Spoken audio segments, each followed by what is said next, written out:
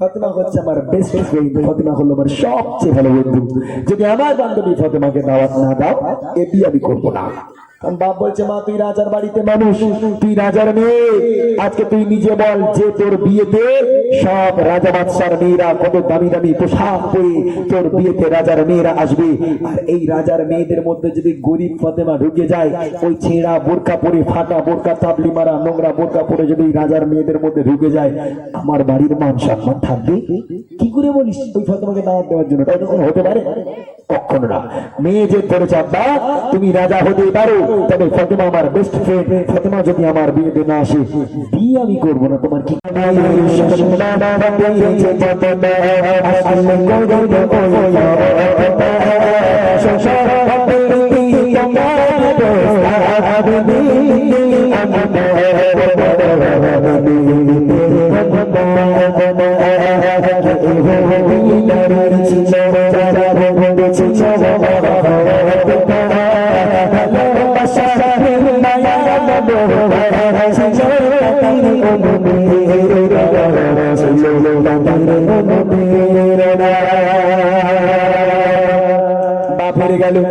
মেয়েদের কাছে বাপ মানলো না, এখন মেয়ে ফাতেমার কাছে বার্তা পাঠালো, হে বুবু ফাতেমা, আগামীকাল আমার বিয়ে, অবশ্যই অবশ্যই তুমি আমার বিয়েতে এসো, একটা নতুন পোশাক পরে এসো বুবু, তুমি যদি আমার বিয়েতে না আসো, বিয়ে কিন্তু আমি করবো না।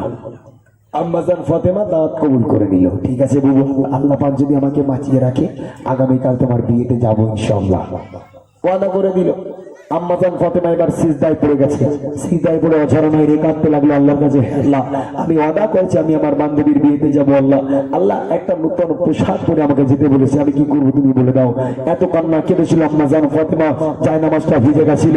আল্লাহ পাক জিবরিল আমিনকে বলল, হে জিবরিল তাড়াতাড়ি করে দুনিয়ার বুকে চলে যাও, একটা জান্নাতি একটা প্যাকেজ নিয়ে দুনিয়ার বুকে যাও, আমার নবীর মেয়ে ফাতেমা কাঁদছে, আমি আল্লাহ সহ্য করতে পারবো না। জিবরিল আমিন এলো নবীর কাছে, ইয়া রাসূলুল্লাহ ইয়া হাবিবাল্লাহ, একটা জান্নাতি উপহার আল্লাহ আপনার মেয়ে ফাতেমাকে দিয়েছে, আপনি দিয়ে আসুন। আল্লাহ রাসূল ফাতেমার বাড়িতে এলো, হে ফাতেমা দরজা খোলো। দরজা খুলে দেখছে আম্মাজান ফাতেমা অঝরণায় কাঁদছে। আমার নবী বুঝতে পারলো, কোনো কথা না বলে প্যাকেজটাকে ফাতেমার হাতে দিয়ে আমার নবী চলে গেল। ফের সকালবেলা আবার এলো, ভোরের বেলা এলো, এসে দরজা নক করলো, হে ফাতেমা দরজা খোলো।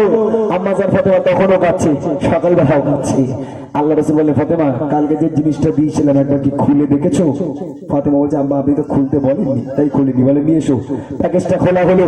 খোলার পর আম্মাজান ফাতেমা দেখছে আল্লাহ পাক আল্লাহ তাআলা জান্নাত থেকে আম্মাজান ফাতেমার জন্য একটা পোশাক আর একটা খুশবু জান্নাত থেকে আল্লাহ পাক আম্মাজান ফাতেমাকে উপহার করেছে। সারা রাতের কান্নার ফল আল্লাহ পাক জান্নাত থেকে পাঠিয়ে দিয়েছে।